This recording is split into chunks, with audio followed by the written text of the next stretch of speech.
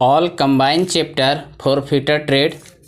समय कम होने के कारण अब मुझे महसूस हो रही है कि क्यों ना 5 चैप्टर को मिलाकर एक combined assignment MCQ with short question बताया जाए, क्योंकि ऑनलाइन क्लास में एक चैप्टर का डिटेल्स में क्लास लिया जाए तो समय अधिक लगेगी और वीडियो क्लिप भी अधिक बनेंगे। इसलिए जो प्रश्न विगत वर्षों से पूछा जा रहा है उसी को सेट तैयार करके प्रत्येक दिन डालूंगा। तो चलिए शुरू करते हैं। आप सबसे विनम्र अनुरोध है कि प्रत्येक प्रश्न को ध्यान से सुनें और उसका उत्तर दें और प्रत्येक प्रश्न को नोटबुक में उतार लें। तो चलिए जल्दी से शुरू करते हैं। प्रश्न 1, अगर किसी मशीन में चलते चलते खराबी आ जाए तो क्या करनी चाहिए? ध्यान से सुने। फिर से प्रश्न, अगर किसी मशीन में चलते चलते खराबी आ जाए तो क्या करनी चाहिए? इसका जवाब है मशीन का स्विच ऑफ कर देनी चाहिए और अपने सीनियर को सूचित करें। क्या नहीं करनी चाहिए? तो जवाब है हमें अपने से ठीक करने की कोशिश नहीं करनी चाहिए। दूसरा प्रश्न है, दुर्घटना क्या है? फिर से सुने, दुर्घटना क्या है? इसका जवाब है यह एक स्वनियोजित घटना है जिसे अंग्रेजी में अनप्लान्ड इवेंट कहते हैं। जवाब को ध्यान से सुने और समझें। तीसरा प्रश्न, बिजली उपकरणों में लगी आग को किस श्रेणी में रखे गए हैं? फिर से सुने, बिजली उपकरणों में लगी आग को किस श्रेणी में रखे गए हैं? तो इसका जवाब है क्लास D। चौथा प्रश्न, फायर एक्सटिंग्विशर क्या है? फिर से सुने, फायर एक्सटिंग्विशर क्या है? तो इसका जवाब है यह एक अग्निशामक यंत्र होता है जिसका प्रयोग आग को बुझाने के लिए किया जाता है। पांचवा प्रश्न, CTC का पूर्ण रूप है? फिर से सुने, CTC का पूर्ण रूप है? तो इसका जवाब है कार्बन टेट्रा क्लोराइड। प्रश्न, ड्राई केमिकल एक्सटिंग्विशर का प्रयोग किस प्रकार की आग के लिए किया जाता है? फिर से सुने, ड्राई केमिकल एक्सटिंग्विशर का प्रयोग किस प्रकार की आग के लिए किया जाता है? तो इसका जवाब है इलेक्ट्रिकल फायर। प्रश्न, स्टील रूल का मीट्रिक सिस्टम में लिस्ट काउंट कितना होता है? फिर से सुने, स्टील रूल का मीट्रिक सिस्टम में लिस्ट काउंट कितना होता है? तो इसका जवाब है 0.5 mm या 1/2 mm। प्रश्न, स्टील रूल का ब्रिटिश सिस्टम में लिस्ट काउंट कितना होता है? फिर से सुने, यह अलग क्वेश्चन है। स्टील रूल का ब्रिटिश सिस्टम में लिस्ट काउंट कितना होता है? तो इसका जवाब है 1/64 इंच। अगला प्रश्न, स्टील रूल की साइज कहाँ से ली जाती है? स्टील रूल की साइज कहाँ से ली जाती है?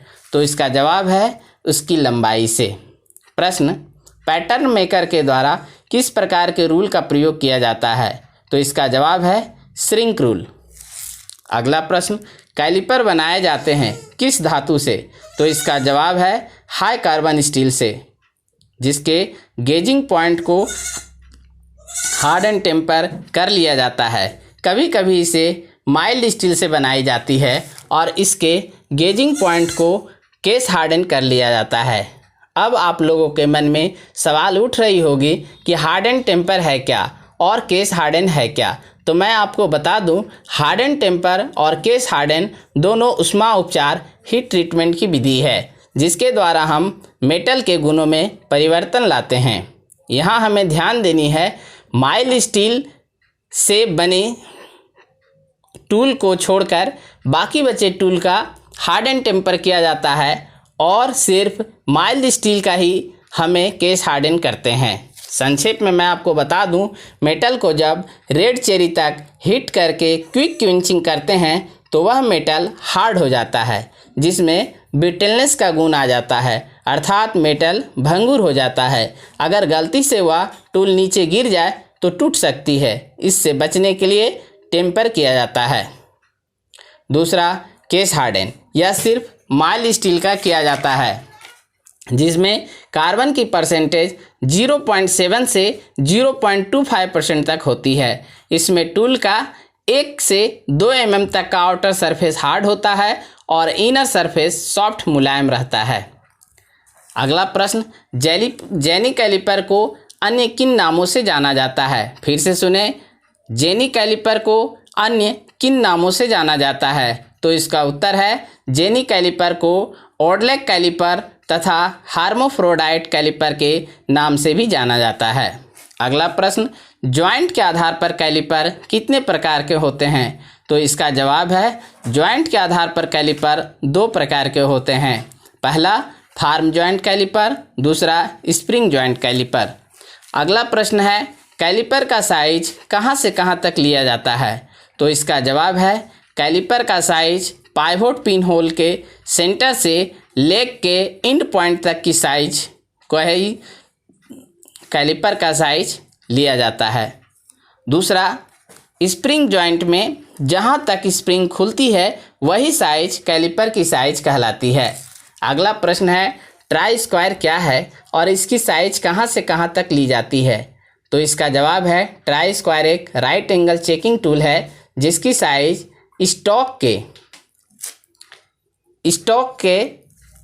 स्टॉक में फिट ब्लेड को एक इंच से दूसरे इंच तक की जो साइज होती है वही ट्राई स्क्वायर की साइज कहलाती है।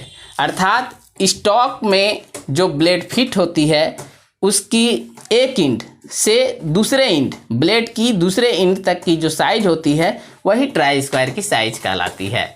अगला प्रश्न है, डॉट पंच का पॉइंट एंगल कितना होता है? इसका जवाब है 60 डिग्री।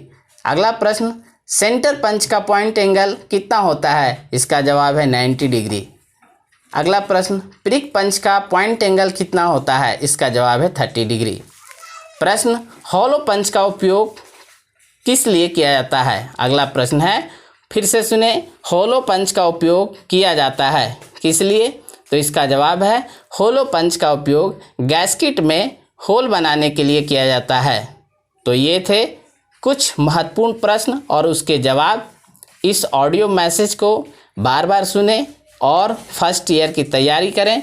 ये आगामी होने वाली परीक्षा के लिए बहुत बहुत महत्वपूर्ण प्रश्न है। इन्हीं प्रश्नों का बार बार रिपीटेशन होता है, इसलिए इसको ध्यानपूर्वक सुनने के बाद नोटबुक में उतार लें। बहुत बहुत धन्यवाद।